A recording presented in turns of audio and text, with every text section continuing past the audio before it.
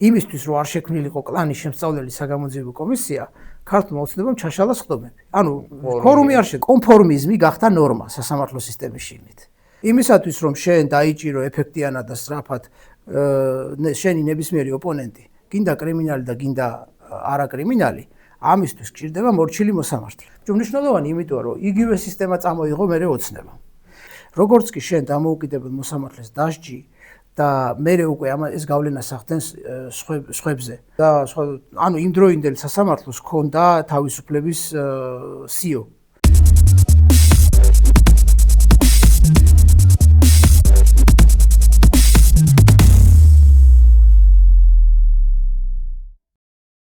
მოგესალმებით, მე გახლავართ ოთარ მაღალდაძე, დღეს სტუმრად გვეყოლება კახაც წიქარიშვილი, იურისტი და დღეს ძირითადად ვისაუბრეთ სასამართლო რეფორმაზე და არა მარტო.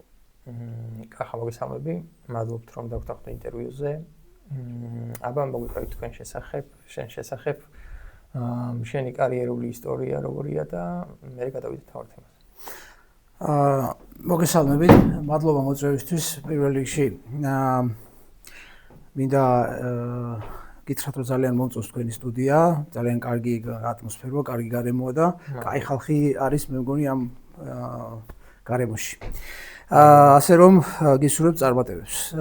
ეხლა რაც შეეხება ჩემს შესახებ, ჩემი ბიოგრაფია ძირითადად უკავშირდება სასამართლო სისტემას. 90-იანი წლებიდან 95 ან 96-ში აღმოჩნდი პირველად სასამართლო სისტემაში, როცა უზენაეს სასამართლოში დავიწყე სტაჟიორად მუშაობა და ჯერ კიდევ ჩემთვის კიდევ კარგად ვიგონებ და ბევრი მოგონებები მაქვს იმ დროიდან, როცა უზენაეს სასამართლოში მუშაობდი სხვა ბევრ ახალგაზრდასთან ერთად და ვეცნობოდი იქაურ პრაქტიკას, ვეცნობოდი მაშინდელ პრაქტიკას. ასევე ევროპის ადამიანის უფლებათა სასამართლოს, ანუ სტრასბურგის გადაწყვეტილებების თარგმანი ჩვენ მაშინ დავიწყეთ. სტრასბურგის სასამართლოს შესახებ პრაქტიკულად არავინ არაფერი არ იცოდა და ჯერ კიდევ მაშინ დავიწყეთ თარგმანი უცხოურიდან ქართულად ამ გადაწყვეტილებების. შემდგომ ჩემ თვალწინ გაიარა მაშინდელმა სასამართლო რეფორმამ 99 წელს. პირველი ტალღა იყო 99 წელს. როდესაც ჩატარდა მოსამართლეთა გამოცდები და ახალი მოსამართლეები მოვიდნენ სისტემაში. ეს იყო საკმაოდ ენერგიული და ახალი კადრები, რომლებიც გამოცდის გზით აღმოჩნდნენ სასამართლო სისტემაში, მაგრამ მერე მოხდა ის და ანუ იმდროინდელ სასამართლოს ჰქონდა თავისუფლების სიო. ჩვენ როცა ვამბობთ რომ ეხლა სასამართლო სისტემაში არასოდეს არ ყოლია ჩვენ დამოუკიდებელი სასამართლო, თლად ბოლომდე ვერ დავეთანხმებით, იმიტომ რომ მაშინ იყო დამოუკიდებლობის ელემენტები 99 წლის და 2000-იან წლებში, იმიტომ რომ ახალი კადრები შევიდა სასამართლოში, რომლებიც გამოცდების გზით მოხვდნენ, არავის წინაშე ვალდებულება მათ არ ჰქონდათ და სამართლის პოვნა შეიძლებოდა მთელ რიგ საქმეებში და ინსტანციებში. შევარდნაძემ დაუშვა ეგ. კი, შევარდნაძის დროს ვამბობ. თუმცა მერე მოხდა ის, რომ კორუფცია, რაც სხვა სტრუქტურებში, რაც მოდებული იყო ეს კორუფცია, გადმოვიდა სასამართლოშიც ეს კორუფცია, მოსამართლის ხელფასი იყო საკმაოდ დაბალი და კორუფცია გახდა სისტემური პრობლემა. სისტემური პრობლემა გახდა კორუფცია. შემდგომ მოდის უკვე პრინციპში ახლა ჩემ ბიოგრაფიასაც ყვები და სასამართლოს განვითარებასაც. შემდგომ მოდის უკვე ვარდების რევოლუცია. ვარდების რევოლუციის დაპირება იყო კორუფციისგან გაწმენდა და რაც სასამართლო სისტემაში განხორციელდა ძალიან ესე იგი მასშტაბური ჩარევის მეშვეობით, ანუ მოხდა სასამართლოების რეორგანიზაცია, მოსამართლეების გაუქმდა და შერწყმა მოხდა სასამართლოების, მოსამართლეების ნაწილი გადაიყვანეს რეზერვში და ნაწილი დატოვეს. ოღონდ რა კრიტერიუმებით მოხდა იმ ნაწილში კი კორუმპირებული ნაწილის გათავისუფლება მოხდა რაღაც ნაწილის, მაგრამ კორუფციასთან ერთად ასევე მოხდა დაუმორჩილებელი, ანუ დამოუკიდებელი ნაწილის ანუ ის ნაწილი, რომელიც დამოუკიდებელი და დაუმორჩილებელი იყო, ამათზე შეტევაც განხორციელდა. და ზოგი გაათავისუფლეს, ზოგი დასაჯეს, ზოგი რეზერვში გადაიყვანეს და ასე შემდეგ და ამან იქონია მსუსხავი ეფექტი მოსამართლეებზე. როგორც კი შენ დამოუკიდებელ მოსამართლეს დასჯი და მერე უკვე ეს გავლენას ახდენს სხვებზე და უკვე იწყება სასამართლო სისტემის დამორჩილების პროცესი. როგორ და იქ უკვე ვეღარ გაარჩევ უკვე მერე ვის როდესაც შენ უკვე დააშინებ მოსამართლეებს, იქ უკვე ვეღარ გაარჩევ ვის რატო ეშინია, ზოგს ეშინია კორუფციის გამო, ზოგს ეშინია სამართლიან, ზოგს ეშინია უსამართლოდ, მაგრამ თავარია შენ მიიღებ დაშინებულ მოსამართლეს მიიღებ. და შედეგად რა მივიღეთ ჩვენ 2006-7 წლამდე გაქაჩა რაღაც დოზით დამოუკიდებელმა ელემენტებმა სასამართლოში და მერე უკვე დაიწყო სრული კონტროლი სასამართლო სისტემის. განსაკუთრებით სისხლის სამართლის და ადმინისტრაციულ საქმეებზე, სადაც სახელმწიფოს ჰქონდა ინტერესი. ეხლა სამოქალაქოზე, სამეზობლო დავებზე არც მაშინ ერეოდა ისა დაუშვათ ხელისუფლება სისტემურად და არც ახლა არ ერეოდა, არც შევარდნაძეწოს. ეხლა მე და ჩემ მეზობელს რო დავა გვაქვს, ხო?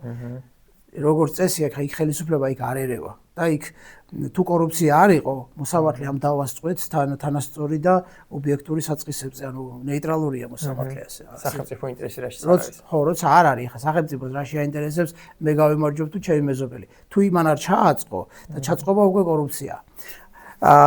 ხო და მოკლედ ამან ისეთი გავლენა იქონია მოსამართლეებზე, რომ როცა ვკითხულობ ჩვენ რატო გაქრა სააკაშვილის დროს გამომართლებელი განაჩენი, აი პასუხი არის აქ. იმიტომ გაქრა რომ პირველ რიგში შეეშინდა მოსამართლეს, მასობრივად შეეშინდათ მოსამართლეებს, რომ გამომართლებელი განაჩენის გამოტანა გამოიწვევდა რეპრესიას ხელისუფლების მხრიდან. მეორეც გაქრა იმიტომ გაქრა გამომართლებელი განაჩენი, რომ ფორმალური წესი დაინერგა, არაფორმალური წესი, თუ მოსამართლეს უნდოდა გამომართლებელი განაჩენის გამოტანა, მას ეს უნდა შეეთანხმებინა თავმჯდომარესთან. თავმჯდომარე დარეკავდა პროკურორთან, პროკურორი დარეკავდა ზემდგომ პროკურორთან. ანუ სახელმწიფოს ვერ დაუპირისპირდებოდა მოსამართლე, თუ წინასწარ არ ქონდა გარკვეული თანხმობა ან კონსულტაცია. ამაზე. ეს საიდან მოდიოდა? სხვადასხვა ახლა რო ვაკვირდები ამის ძირებს, ხო? ამას ძველი ხელისუფლებას წარმომადგენლებსაც ვეკითხები, რომ აი რატო გააკეთეთ ეს და როგორ გააკეთეთ და ასე შემდეგ. ამისი გამართლება იყო ის, რომ ჩვენ ვებრძოდით კორუფციას. კორუფციას რახან ვებრძოდით, ჩვენ გვჭირდებოდა სწრაფი და ეფექტური მართლმსაჯულება. იქ კანონიერი ქურდები ხო იყო დასაჯელი. კორუფცია ხო იყო დასაჯელი და ასე შემდეგ. ამიტომ ჩვენ გვჭირდებოდა სწრაფი და ეფექტური მართლმსაჯულება და იქ უკვე დამოუკიდებელ სასამართლოს შეიძლება შეექმნა ჩვენთვის პრობლემები. აი გაამართლა 1, გაამართლა 2, გაამართლა 3 და იქ უკვე კორუფციასთან ბრძოლა და კანონიერ ქურდებთან ბრძოლა, კრიმინალურ სამყაროსთან ბრძოლა უკვე აღარ არის ეფექტიანი. თუ შენ და ამაში უკვე ხელს გიშლის დამოუკიდებელი მოსამართლე. არ გაქვს ხო საკმარისი მტკიცებულებები, ხო? უკვე პრობლემა გაქვს. ესე იგი ვერ დაიჭერ კანონიერ ქურდს. არ გაქვს საკმარისი მტკიცებულებები, ხო? ვერ დაიჭერ კორუმპირებულ მოხელეს. იმიტომ რომ იქ დაგხვდება მოსამართლე გაუშვებს, გაათავისუფლებს. ამიტომ იმისათვის რომ შენ დაიჭირო ეფექტიანად და სწრაფად შენი ნებისმიერი ოპონენტი, გინდა კრიმინალი და გინდა არაკრიმინალი, ამისთვის გჭირდება მორჩილი მოსამართლე. ამისთვის სჭირდება შენ მორჩილი მოსამართლე. ჩადებას რაც შეეხება. ჩადებაც იგივე. ახლა რო ვეკითხები ახლა ძველი ხელისუფლების ან მაშინდელ ხარდამჭერებს ან იგივე ნაცებს და თუნდაც ყოფილი ნაცებს რო ვეკითხები, რომ ჩადებას რა გამართლება აქვს. კი კაცო, ჩვენო და მე ხშირად მომისმენი არგუმენტი, რომ თუ იცი რომ კაცი დამნაშავეა, ხო და ვერ იჭერ, მაშინ უნდა ჩაუდო და ისე დაიჭირო, ხო? ანუ ეს არგუმენტი მე ახლაც მესმის ხოლმე. ხალხი ამ რაღაც კატეგორიის ხალხი ფიქრობს, რომ ჩადება არის ოკეი. თუ შენ იცი რომ დამნაშავეა, მაშინ უნდა ჩაუდო და ვერ ქმნი მტკიცებულება, ანუ არ გაქვს მტკიცებულება. მაშინ ჩაუდებ და ისე დაიჭერ. ნარკოტიკს ჩაუდებ, იარაღს დაიჭერ, იარაღს ჩაუდებ და ისე დაიჭერ და თუ შენ ყავს დამოუკიდებელი სასამართლო, უკვე ეს ჩადებაც პრობლემაა, იმიტომ რომ ის მაინც გაუშვებს, მოსამართლე მაინც გაუშვებს. და მოკლედ საბოლოო ჯამში შეიქმნა ესეთი სისტემა, სადაც თუ ვინმე დამოუკიდებელი იყო სისტემაში, ხო, ის იყო დაბა ინსტანციაში და არ ეწერებოდა მნიშვნელოვანი საქმე, სამოქალაქო საქმეებზე იყო ან ესე როგორც ეძახიან, ესე თქვა, უმნიშვნელო კატეგორიის საქმეებზე. და ერთ მაგალითს ვიტყვი ახლა მაგალითად, აი ნათია წკეპლაძე იყო ერთ-ერთი ცნობილი მოსამართლე უზენაეს სასამართლოში, მოუთვინიერებელი და დაუმორჩილებელი ელემენტი. ნათია ნაცების და საერთოდ რეჟიმისთვის, ხო? არ ემორჩილებოდა რეჟიმს. და რა გაუკეთეს, იცი? ცალკე შემადგენლობა გაუკეთეს ფაქტიურად და მას არ აწერდნენ ისეთ საქმეებს, სადაც იყო სასამართლო სახელმწიფო ინტერესი. და ჩვენ ამაზე კვლევად ჩავატარეთ. და ყველა საქმეში თვითონ იყო მომხსენებელი, რომელსაც მას ის საქმეები, რომელიც მას ეწერებოდა. და თავისი შემადგენლობა ყავდა ფაქტიურად და საქმის განაწილებას საერთოდ საქმეები რო ნაწილდება, საქმეები ნაწილდება ან ანბანური წესით და დღეს ნაწილდება უკვე შემთხვევითი წესით. მაგრამ ნათია წკეპლაძის შემთხვევებში რაღაცა უხილავი ხელი მუშაობდა და რომ იმასთან არ მოხვედრილიყო მნიშვნელოვანი პოლიტიკურად მნიშვნელოვანი საქმე, ან მსხვილი ფინანსური საქმე და ასე შემდეგ. ვიღაც უხილავი ხელი მუშაობდა და ჩემი ვარაუდით ეს უხილავი ხელი იყო ის ცნობილი მიხეილ ჩინჩალაძე, რომელიც იყო პალატის თავმჯდომარე. ის აკეთებდა манипуლირებას ამ სისტემით, რომ ნათია წკეპლაძესთან არ მისულიყო ის მნიშვნელოვანი საქმეები. ეხლა ის სისტემა როგორ იმართებოდა? ეხლა ადეიშვილი ხო იყო იუსტიციის მინისტრი. ადეიშვილს ყავდა ორი ბოსი სასამართლო, მთავარი ბოსი სასამართლოში. ერთი იყო ჩინჩალაძე, ის ცნობილი ჩინჩალაძე, რომელიც ეხლა მთელი ქვეყანა იცნობს მისი მისი არაფორმალური გავლენების გამო. ის ჩინჩალაძე იყო ერთი ბოსი და მეორე ბოსი იყო ცერცვაძე. ნუ რაღაცნაირად განაწილებული ჰქონდათ გავლენის სფეროები რა. მაგრამ ძირითადად რა მოხდა ის ჩინჩალაძეს, რასაც ვლაპარაკობთ ახლა, ეს ჩინჩალაძე გადმოიყვანეს პროკურატურიდან 2007 წელს და მასთან ერთად გამოიყვანეს კიდევ ერთი ათეული შეიძლება არ ვიცი ზუსტად რა რაოდენობის 10-15 ადამიანი, რომელიც პროკურატურიდან გადმოვიდა და ყველამ დაიკავა მაღალი თავმჯდომარეების პოსტი. პროკურატურიდან გადმოსული ხალხი. თავმჯდომარეობა დანიშნეს, კი? თავმჯდომარის პოზიცია რას გულისხმობს სასამართლო სისტემაში? თავმჯდომარე არის ბოსი, რომელიც ანაწილებს საქმეებს და რომელიც პრინციპში ეს ორგანიზაციული ფორმალურად ეს ორგანიზაციული სუბიექტია, რომელიც ტექნიკურად კურირებს მართლმსაჯულებას, მაგრამ წესით არ უნდა ერეოდეს ადმინისტრაციული ფუნქციების მქონე სუბიექტია, რომელიც წესით საქმეებში არ უნდა ერეოდეს, შინაარსში არ უნდა შედიოდეს, მაგრამ ის თავმჯდომარეები და ახლაც თავმჯდომარეები შინაარსებში შედიან და მოსამართლეებთან აქვთ კონსულტაცია. ეხლა დღეს რა მასშტაბით არის ზუსტად არ ვიცი, მაგრამ ადრე იყო თათბირები, იყო მოსმენები და ყველა საქმე წინასწარ თანხმდებოდა თავმჯდომარესთან. ამაზე გამოვა ამდენი წელი, ეს საქმე გადაწყდება სახელმწიფო სასარგებლოდ და ასე შემდეგ. ხო და ანუ თავმჯდომარეები ეს კომუნისტური ინსტიტუტია ზოგადად. კომუნისტებიდან მომდინარე ბიუროკრატიული მართვის მექანიზმია, რომლის მეშვეობითაც ცენტრალიზებული წესით იმართებოდა სასამართლო სისტემა ჯერ კიდევ კომუნისტებიდან მოყოლებული. არა მხოლოდ საქართველოში, არამედ პოსტსაბჭოთა სივრცეებში თუ ნახავთ ლიტერატურას, თავმჯდომარე ყველგან უმეტეს ქვეყნებში დარჩა როგორც ბიუროკრატიული მართვის მექანიზმი, რომლითაც რეჟიმები აკონტროლებდნენ სასამართლო სისტემას, ეს თავმჯდომარეები. ხო და როგორ არის ეს მოდელი, როგორ მუშაობს? ესე იგი, ის ადეიშვილი, რომელსაც ახლა ქართული ოცნება ხშირად მოიხსენიებს, ეს ზურა ადეიშვილი და ეს ადეიშვილი იყო იუსტიციის მინისტრი ოფიციალურად აღარ იყო სასამართლოს ნაწილი, ანუ აღარ შედიოდა სასამართლო სისტემაში, მაგრამ ფაქტობრივად ის აკონტროლებდა სისტემას. სწორედ ამ ჩინჩალაძის მეშვეობით. ჩინჩალაძე ახდენდა შეთანხმებას მასთან, ჩინჩალაძე მერე ესაუბრებოდა თავმჯდომარეებს, თავმჯდომარეები ესაუბრებოდნენ მოსამართლეებს და ეს სისტემა იმართებოდა აღმასრულებელის მიერ ამ ჩინჩალაძის და თავმჯდომარეების მეშვეობით. და მერე ეს რატო არის ახლა ეს მნიშვნელოვანი? ვიღაცამ შეიძლება თქვას, რას მიყვები ახლა მაგ ისტორიებს, ვის აინტერესებს ახლა 15 წლის წინ რა ხდებოდა სასამართლოში. რატო არის ეს ახლა მნიშვნელოვანი? მნიშვნელოვანი იმიტომ, რომ იგივე სისტემა წამოიღო მერე ოცნება. ჩინჩალაძე თავმჯდომარეებიც პერსონალურად გადმოიბარა ოცნებამ.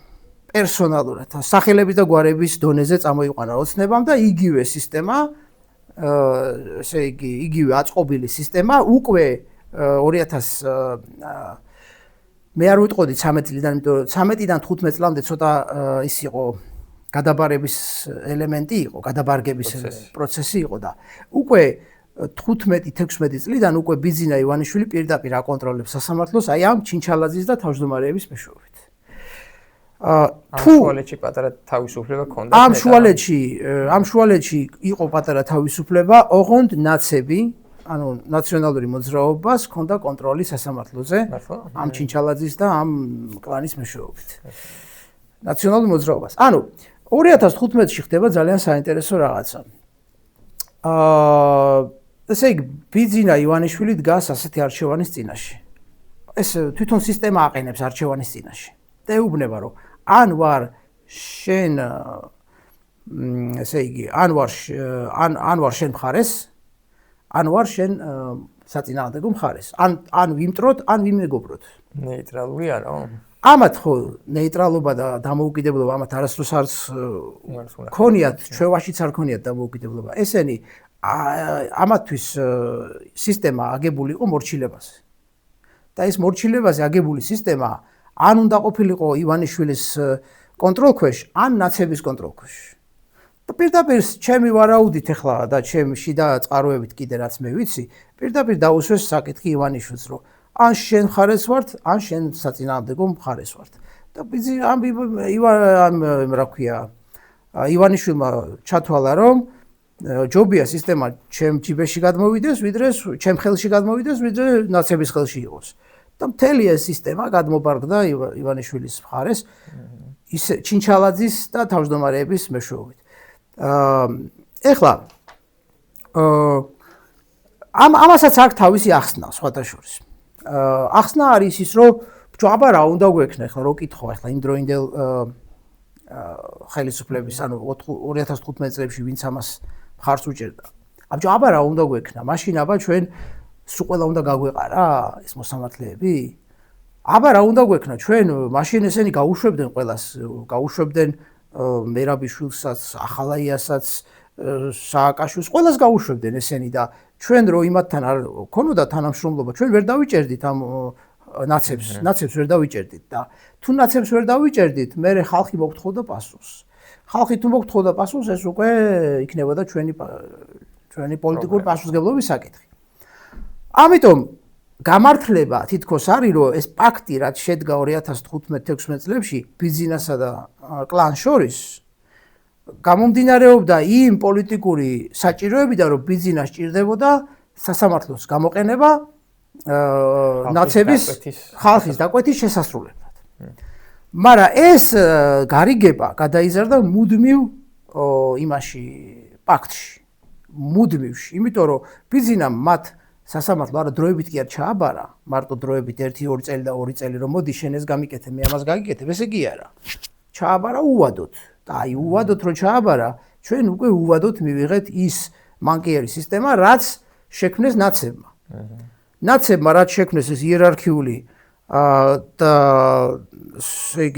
ესე იგი მენტალურად დაქვემდებარებული სისტემა. ბოდიში ამ სიტყვაზე ვაზელინის პრინციპზე აგებული სისტემა. ანუ ამას არ მოვერიდები, იმიტომ რომ კონფორმიზმი გახდა ნორმა სასამართლო სისტემის შიგნით.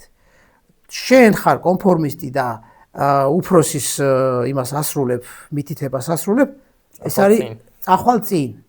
გაჭედავ, თუ შენ მოსამართლე ხარ და გაჭედავ, მაშინ ნახე საინტერესოა რა ბედიგელის. 10 წელი ამოგეწურება და წახვალ სისტემიდან. ერთი ვარიანტი.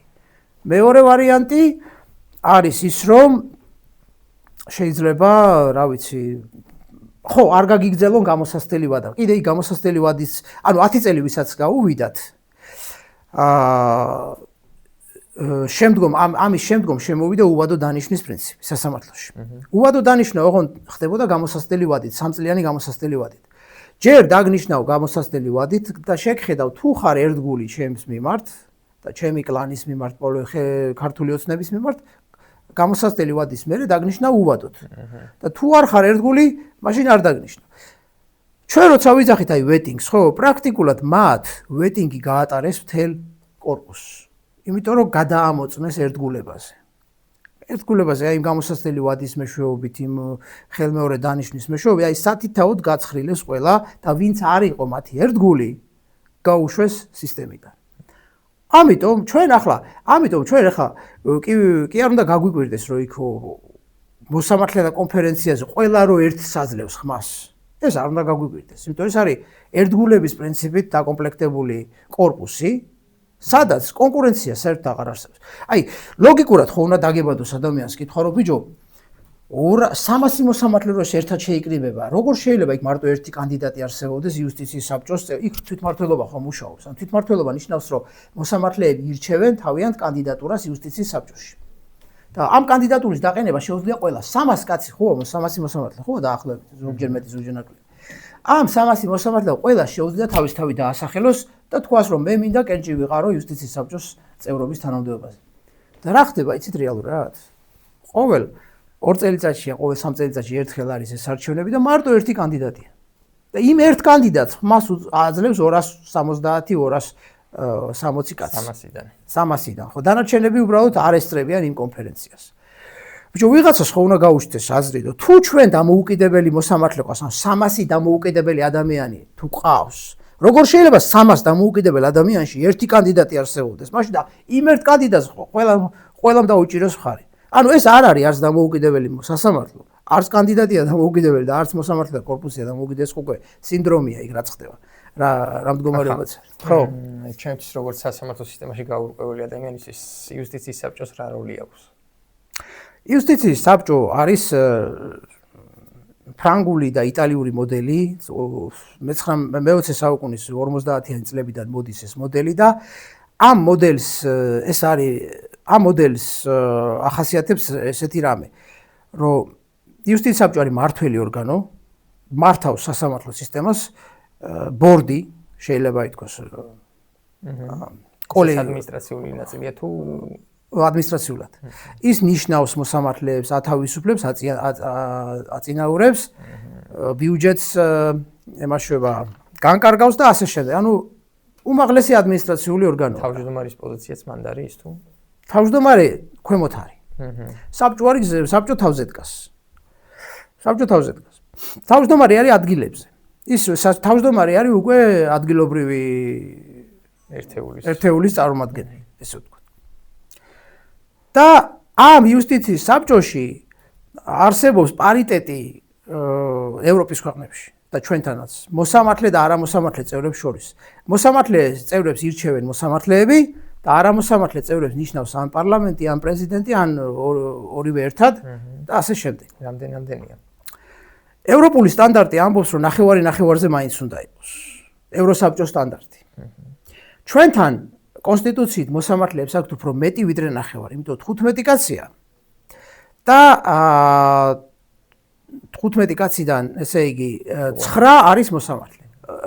ესე 8 ჩვეულებრივი მოსამართლე და მე-9 არის უზენაესი სასამართლოს თავმჯდომარე. ანუ 15-დან 9 არის მოსამართლე.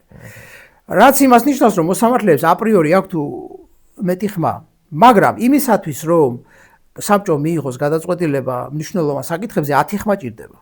10 ხმა რო ჭირდება, ესე იგი მარტო მოსამართლეების ხმა არ არის საკმარისი. ერთი მაინც ჭირდება არამოსამართლის ხმა. აი აქ შედგა ზუსტად გარიგება იქ ქართულ ოცნებასა და მოსამართლეებს შორის. ქართულმა ოცნებამ უთხრა, მე დაგიმატებ შენ ამ ხმებს და რაც მე მინდა იმას გააკეთებ. და შენ რაც გინდა ის გააკეთე. ანუ ჩვეულებრივი გარიგება შედგა. ხო, და ეხლა ეს რატომ არის ეხლა ესეთი სისტემა პრობლემური? კი არა, პრობლემური კი არა, დამღუპველი თვითონ სასამართლოსთვის. რატო არის?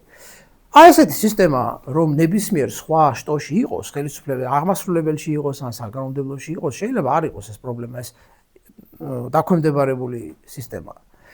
მაგრამ სასამართლოში ეს დიდი პრობლემაა, იმიტომ რომ მოსამართლე უნდა იყოს დამოუკიდებელი და თუ ის არის კონფორმისტი და თუ ის ექვემდებარება ზემდგომს, ან ექვემდებარება კორპორაციას. აქ უკვე კორპორაციის ინტერესიც ამუშავდა რა.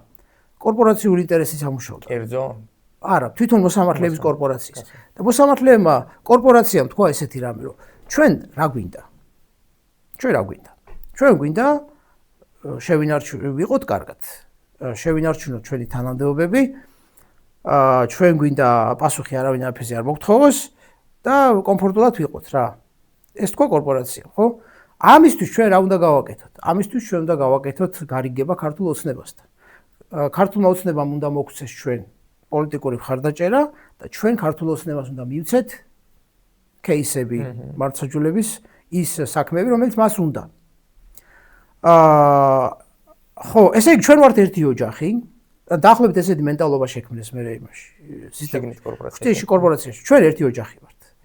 ოჯახი თუ ვართ, მაშინ ვიმართებით ოჯახის პრინციპების შესაბამისად. ოჯახს ჭირდება ბოსი, ოჯახს ჭირდება ერთგულება, ოჯახს ჭირდება, ესე იგი, sacrifice რა ქვია, გარკვეული მსხვერპლიც, რომ ყველამ რაღაცა უნდა კონტრიბუცია უნდა გავაკეთოთ ყველამ, რომ ოჯახის ინტერესისთვის და აქედან გამომდინარე ვინც მეტ კონტრიბუციას შემოიტანს ამ ოჯახის ოფშიაქში ან ერთიან იმაზე რა ქვია, ერთიან სუფრაზე. იმას ექნება მეტი იმას შეხვდება მეტი წილი. ანუ ჩვენ დავაწინაურებთ იმ მოსამართლეს, ვინც ამ ოჯახისთვის მეტ კონტრიბუციას გაგვიკეთებს. და ვინ გაგვიკეთებს ყველაზე მეტ კონტრიბუციას ჩვენი ოჯახისთვის, ვინც ასრულებს პოლიტიკურ დაკვეთას. რატომ არის ეს კონტრიბუცია? იმიტომ რომ ქართულ ოცნებას ჭირდება პოლიტიკური დაკვეთის შემსრულებლები და ის ვინც პოლიტიკურ დაკვეთას ასრულებს, ის ოჯახისთვის ზრუნავს. ოჯახისთვის ზრუნავს. ჩვენ მართლმსაჯულება როგორც ასეთი ჩვენთვის კი აფერი არ არის. ჩვენთვის თავარია ჩვენ ვიყოთ კარგად და ჩვენ რო ვიყოთ კარგად ქართულ ოცნებასთან კარგად უნდა გქონდეს ურთიერთობა. ქართულ ოცნებასთან კარგი ურთიერთობა რო გქონდეს, მას ჭირდება პოლიტიკური кейსები და პოლიტიკური кейსებს ვინც ასრულებს, ის არის ჩვენთვის ყველაზე კარგი რესურსი, ყველაზე ძვირფასი რესურსი. ამიტომ უზენაეს სასამართლოში აიყვანეს ის მოსამართლე ძირითადად ის ფენა და ის ხალხი, ვინც ასრულებდნენ პოლიტიკურ დაკვეთებს. პოლიტიკურ, კორუფციულ, ფინანსურ, კლანურ და ასე შემდეგ აი ეს დაკვეთებს. აი ამიტომ ესე გაიყვნა ეს სისტემა. არ ისედაც არ იყო სუფთა, მაგრამ ახლა უკვე აი ამ დონეზე მოხდა კონცენტრაცია უკვე იმ კონფორმიზმის და იმ ის რა ქვია როგორც შეგვიძლია თავისუფლად უწოდოთ მაფიოზური კლანი. კი, არა, ეს არის ჩვეულებრივად მაფიოზური კლანი, რომელიც აი ამ არაფორმალური წესებით მართავს სისტემას. უფრო მეტიც კორუფციას შიგნითკენ, კორუფციას თვითონ აკონტროლებენ, თვითონ არეგულირებენ და აკონტროლებენ. მე არ გამოვრიცხავ, რომ ვიღაც მოსამართლებად დამოუკიდებლადაც გაჭრან კორუფციული არხები. არც მაგას არ გამოვრიცხავ, მაგრამ კერძო დავებში თუ კერძო დავებში. კი. მაგრამ მათ შექმნეს ეგრეთ წოდებული დიდი ფულის პალატა, სადაც თუ 9 მილიონზე თუ მილიონზე მეტი დავა თუ გაქვს, უკვე შეშენი საქმე მიდის დიდი ფულის პალატაში. იმ დიდი ფულის პალატაში არიან ძირითადად ასე ქვია. ამ პალატას ქვია კომერციული პალატა ქვია, რაღაც დიდი სახელი აქვს. და აი ამ დიდი ფულის პალატაში შეყავთ ძირითადად აი სწორედ დავალების შემსრულებელი მოსამართლეები, რომლებსაც მე აწინაურებენ და მე მიყავთ უზენაეში. ბოლოს თუ დავაკვირდებით, სწორედ ამ ხაზით ხდებიან მოსამართლეები უზენაეს სასამართლოში. ჯერ ხდებიან დიდი ფულის პალატაში და მე გადაყავთ უზენაეს სასამართლოში. ამ ხაზით. მე ახლა რა შეეხება კიდე ერთ მნიშვნელოვანი თემა არის იქა კადრის როგორ ხდება კადრის გამოცდა, ერთგული კადრის გამოცდა როგორ ხდება. ძირითადად მოსამართლეები, ახალი თაობის მოსამართლეები საიდან მოყავთ? ახალი თაობის მოსამართლეები მოყავთ თანაშემწე დივნებიდან ძირითადად. ეს არის ხალხი, რომლებსაც აკვირდებიან წლების განმავლობაში, აჩვევენ მორჩილებას და მერე უკვე სკოლაში აბარებს ეს იუსტიციის სკოლაში აბარებს ეს ხალხი და 3 წელი აკვირდებიან და აკვირდებიან თვითონ სკოლაში როგორ სწავლობენ, როგორ ესე ვთქვათ რა ჩვევებს რა უნარ-ჩვევებს ავლენენ. შემდგომ 3 წელი ნიშნავენ გამოცდილი ვადით, მერე აკვირდებიან 3 წლის განმავლობაში თუ რამდენად მორჩილია, რამდენად არ არის პრეტენზიული, რამდენად ჯდება იმ კორპორაციის ინტერესებში და მერე უკვე ნიშნავენ უვადო მოსამართლედ. ხო და ძირითადად აი სტატისტიკურად ვნახავთ 80-90%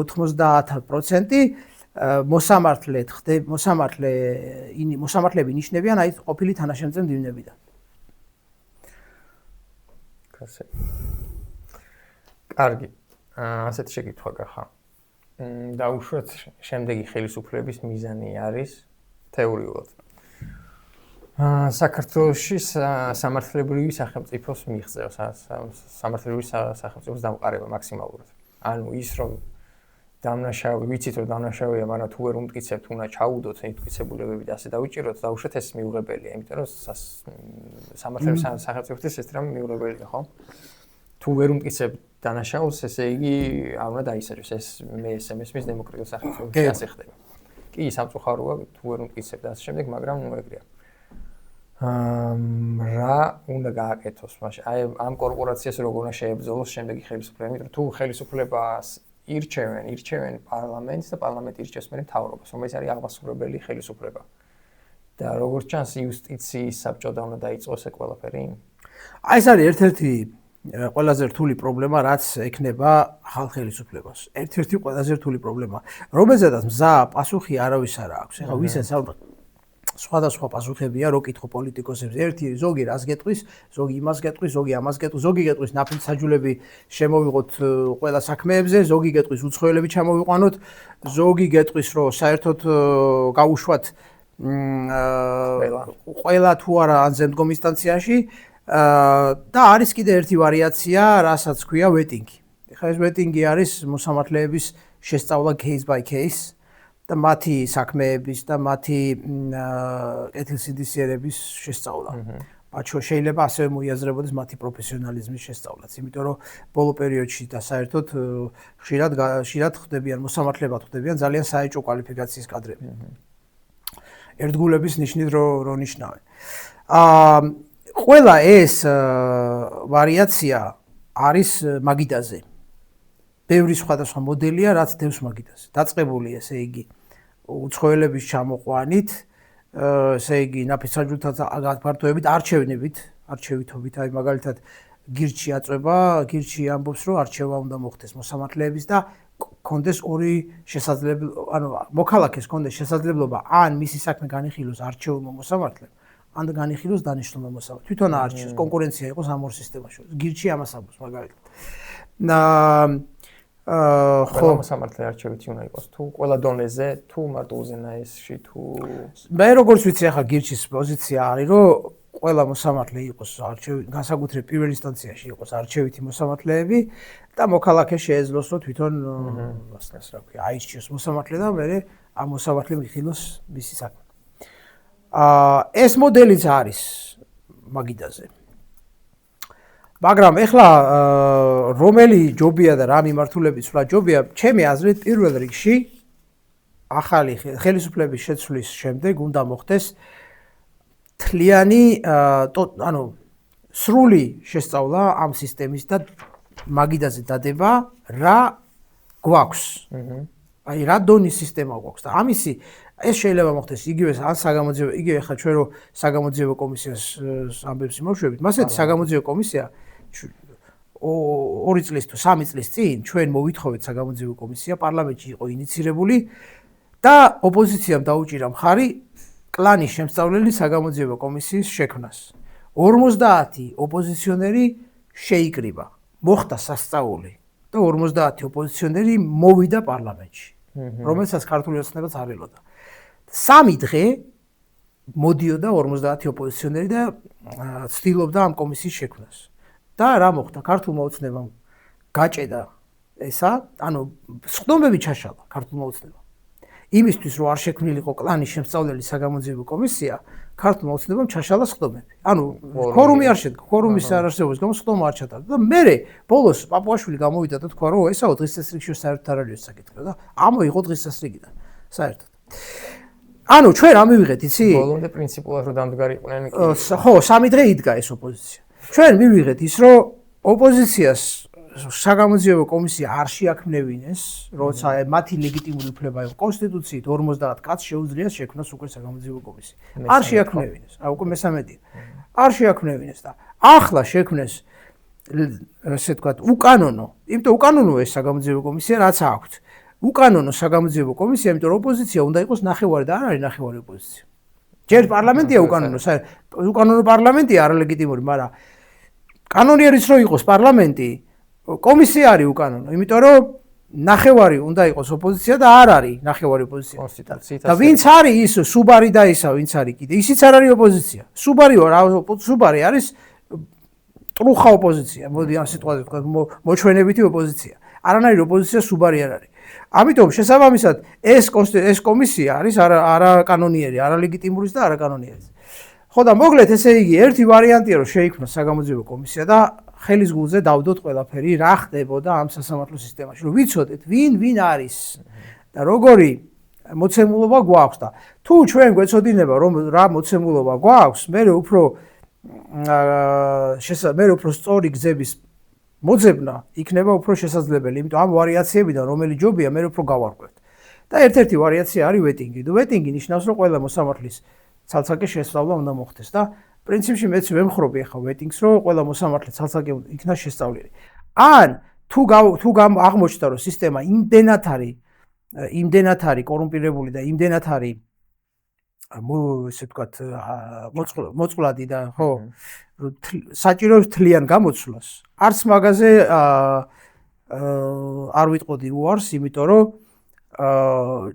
საქართველოს ჭირდება ჯანსაღი სასამართლო სისტემა და თუ აღმოჩნდა რომ ამ სასამართლოს გაჯანსაღება არის შეუძლებელი და არ ექვემდებარება მკურნალობას, ხო? მაშინ უნდა დაიშალოს და უნდა ავაგოთ ახალი სასამართლო სისტემა. და ის ამბები რომ აიმე ახლა ყველა ხელისუფლება მოვა და ის დაშლის და თავი და ასე შემდეგ. აი ეს ამბავი უკვე აღარ არის რელევანტური, იმიტომ რომ როიღაცა ხო უნდა ეღირსოს ამ ქვეყანას დამოუკიდებელი სასამართლო. თუ ჩვენ დავასკვენით რომ ეს სასამართლო ვერ გაჯანსაღდება და რატო ვერ გაჯანსაღდება? და ახლა ხო ვისაუბრეთ ამაზე. შეიძლება ამ დასკვნამდეც მივიდეთ, იმიტომ რომ ვაზელინის პრინციპზე არის აგებული რა. მთელი ინსტანცია, აპელაციაც, კასაციაც ვაზელინის პრინციპზე არის აგებული. ვინც კი ასიამოვნა უფროსობას, ის დააწინაურეს. მაშინ ზედა ინსტანციები უნდა მოხსნათ და გაუშვათ ეგრევე. აპელაციას და კასაციას უნდა მოხსნათ და გაუშვათ. და პირველ ინსტანციაში შეიძლება კიდე რაღაცა უშვებო. ბატონო, ვით ჩავანაცვლოთ, ანუ იუსტიციის სკოლა ზრდის მოსამართლეებს როგორც ხვდები. მაგას ეშველება, მაგას ახლა თუ ხალხის ნება იყო, საკანონმდებლო პაკეტი შეიქმნება და შეიძლება ჩვენ შემოკლებული გზაც შემოვიღოთ მოსამართლედ გახდომის შემოკლებული გზა. ანუ ადვოკატი, რომელიც 10 წელია, 15 წელია ადვოკატურაშია, რომელსაც არ აქვს კორუმპირებული წარსული, მე მგონია რომ ჩვენ გვყავს წესიერი ადვოკატებიც. ანუ ადვოკატთა კორპუსში მოიძებნება წესიერი ხალხი. პლუს იურისტები აკადემიის სფეროდან. ნუ ახლა აკადემიის სფეროდან იურისტები, რომელსაც შეიძლება რაღაც მოკლევადიანი კურსი გაიარონ და დავნიშნოთ მოსამართლე. საქართველოში თუ 300 პატიოსანი იურისტი ვერ ვნახეთ, მაშინ დაღუპულია ჩვენი სოდიში რამდენი? 300.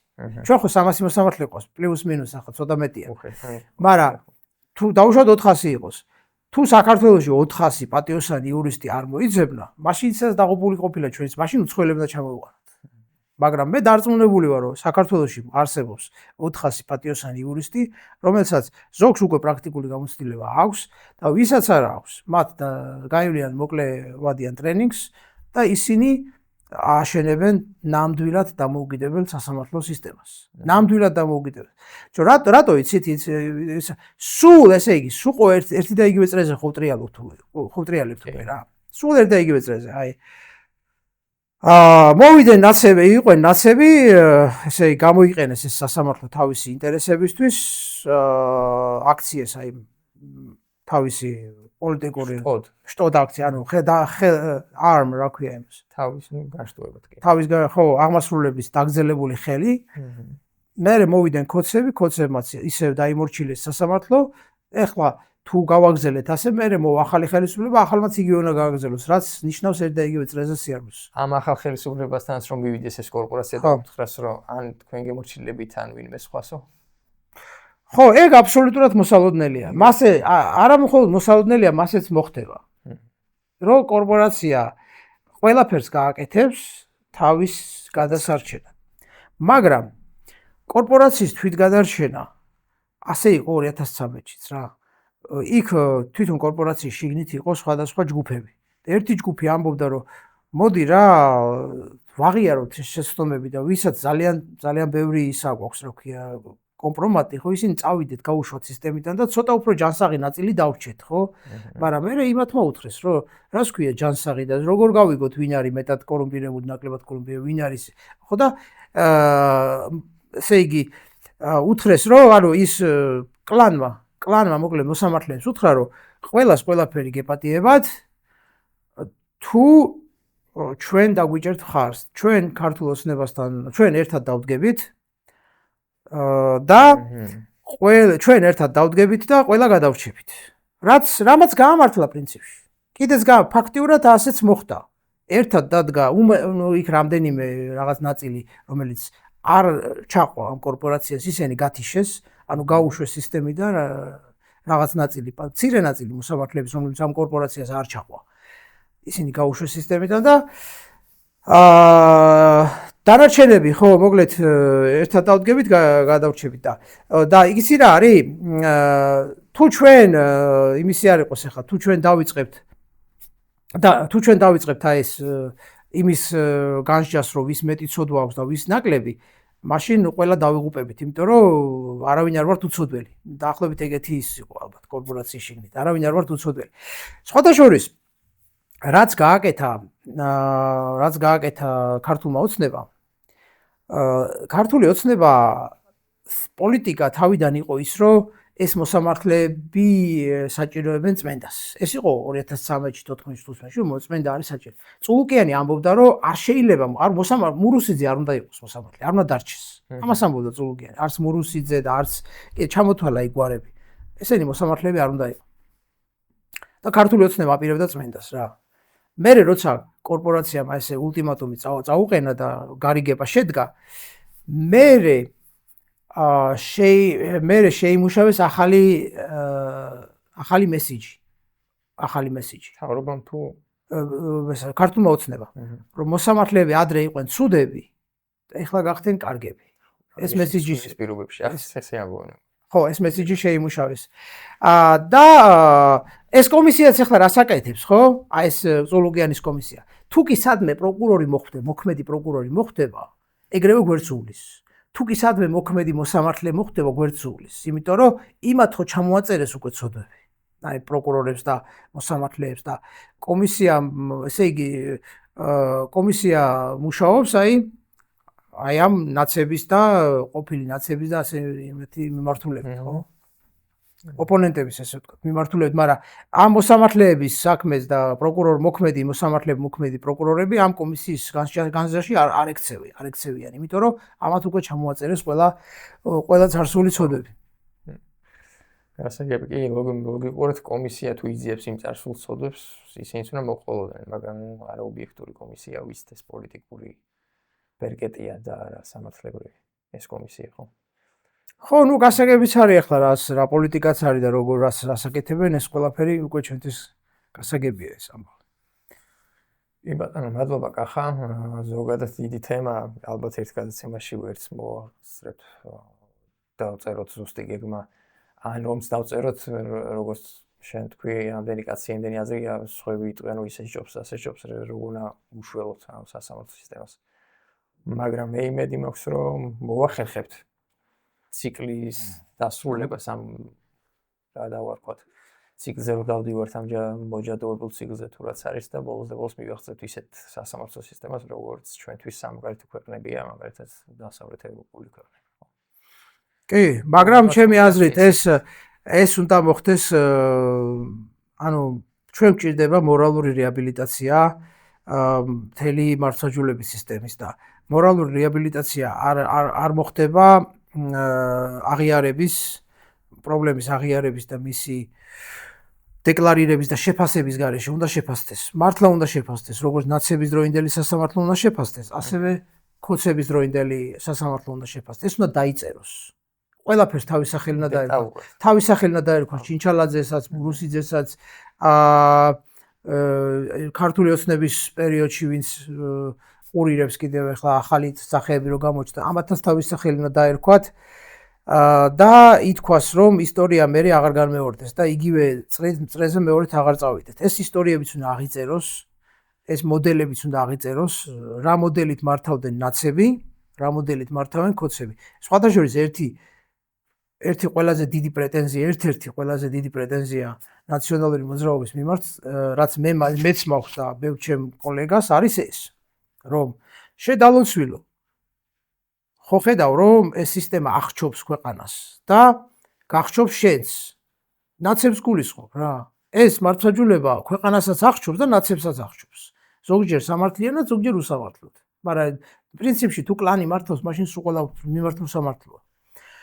და თუ შენ ხედავ რომ და თუ შენ ხო შეგიძლია რომ ის შენ დროზე მაინც ამხილო და თქვა რომ ეს ჩინჩალაძე რას აკეთებდა შენ დროს, ვინ იყო, რა მოდელით მუშაობდა, რა სქემებით მუშაობდა. აი ხა მიშა რო ამბობს რომ აი ისა რაღაცა ბოდიში რო ჩემი დროს სასამართლოა ეს მორჩილი არ იყო და მოუკიდებელი. აი ეს ბოდიში წაიღოს და გამოაგრას კედელზე, ეს თავისი ბოდიში. ვის რა შეჭirdება ეხლა უკვე რაღაც შეჭirdება ეს მაგის ბოდიში, რომ ჩემ დროს არ იყო სასამართლო დამოუკიდებელი. მიშას შეეძლო ეთქვა და ნაცებს უნდა გამოეტანათ ყველა ეს სქემა, რა სქემითაც ჩინჩალაძე და კლანი მართავდა სასამართლოს წინა ხელისუფლების დროს, იმიტომ რომ იგივე სქემა წამოიღეს მერე ქართული ოცნების ვითარებაში. აი საზოგადოება ეხლა ამას ხო ხედავს არა? ამიტომაც აღარ აქვს აი ნაცების მიმართ დობა, ამიტომაც აღარ არის. მათ შორის რომ მე რომ ნაცი რომ მოვიდეს ხელისუფლებაში, ხო? ამ სისტემას ხო ისევ უკან წამოიღებს, ამ თავისივე შექმნილ სისტემას, ხო გადაიბარებს ისევ უკან. მე სადამა გარანტია რომ ნაცი რომ მოვა ხელისუფლებაში, იგივე სისტემას უკან არ წაი, ის იგივე სისტემას დაიბრუნებს რა სისტემად შექმნა. ხო და ამიტომ ეხლა თუ საუბარია რაღაცა დონის რეაბილიტაციაზე, მაშინ ნაცებს პირველ რიგში უნდა ეთქვათ, რომ ეს სისტემა ჩინჩალაძე ჩვენი გამოცდილია ძმაო, ჩვენ შევქმნით ჩინჩალაძეც, მურუსიძეც და მთელი ეს თავმჯდომარეების სისტემას და მთელი ეს კლანიც. აი პერსონალურად ჩვენ გავზარდეთ. ესენი იყვნენ ხალხი, ვინც ჩვენ გვისრულებდა ყველა დავალებას. ეს იყო ხალხი, ვინც დადიოდა ჩვენთან და ათანხმებდა ყველა საქმეს, ანუ ყველა მნიშვნელოვან საქმეს ათანხმებდა და ჩვენ ამას ვაღიარებთ, რომ ვამხილოთ ეს სისტემა და მოვიშოროთ თავიდან ბოლო-ბოლო. ბოდიშსაც მაშინ ექნება ალბათ აზრი. ბოდიშსაც აზრი. ეხლა ვიღაცამ შეიძლება თქვას, რომ ეხლა ნაცები თავს ხო არ გაიმტყუნებდნენ და მერე ხო თვითონ ინკრიმინაციას მოახდენდნენ თავისივე თავის, მაგრამ როდემდე ვიყოთ კაცო შეკრულ წრეზე, ისე ზოგადი სქემა მაინც დაედოთ და ეთქვათ, რომ ზოგადი სქემით როგორ ხდებოდა ეს ყველაფერი. არც ზოგადი სქემა არ დაუდიათ ნაცებს ამ სისტემასთან დაკავშირებით. ამიტომ ეხლა რუსთაველზე რა არის მთავარი მოთხოვნა ხალხის? ანუ სად ჩამოვედით? სად ვართ? თუ შევხედავთ, ხო 90% არის სამართალი. არ ვიცი კიდე რაღა დარჩა იქ რუსთაველის ლოზუნგებს შორის. უსამართლო სასამართლო, ესე იგი, ეს არ იქნება სამართალი, არ იქნება მშვიდობა. და რა ვიცი, ცეცხლი ოლიგარქიას და ასე შემდეგ და ასე. ძირითადად თავარი პრეტენზია რუსთაველის თავარი პრეტენზია დღეს დარჩა სამართალი. და თუ ესე იგი მთელი ეს საპროტესტო აუდიტორიის თავარი ღერძი ახლა უკვე სამართალია, მაშინ აქ უკვე ყველამ თავისი წილი პასუხისმგებლობა უნდა აიღოს და ნაცებმა უნდა ეთქვათ, რომ ჩვენ მივიღებთ მონაწილეობას ამ სისტემის დემონტაჟში, რაც არის ეს კლანური მმართველობის სისტემა. ჩვენ ამას გავაკეთებთ და იქ სხვადასხვა ის საგამოძიებო კომისია ნაცემაც დაინიციეს ერთი პროექტი, მაგრამ ესეც იყო აი ზედაპირული რაღაც. არანაირ კომისია ნაცების მხრიდან მაგას არ ჭირდებოდა, პირდაპირ უნდა გამოსულიყო ნაცმოძრაობა და ეთქვა, რომ ეს სქემა მუშაობდა ასე, ახლა მუშაობს ასე. ეს პირდაპირ ეთქვა საზოგადოებისთვის და ხალხი იტყოდა, რომ ძმაო, აი გულწრფელი ადამიანები, რომლებსაც შეიძლება ინანიებენ და აღიარებენ და მომავალში ამას აღარ გააკეთებენ რა. მოკლედ აი ეს იყო მართლმსაჯულების თემას რაც შეეხება. მადლობა კახა. პრინციპში ამ შეხვედრისთვის ეს იყო სულ და მიმედია ჩვენ ხშირად ნახავთ ხოლმე ამ სტუდიაში. მადლობა თქვენ.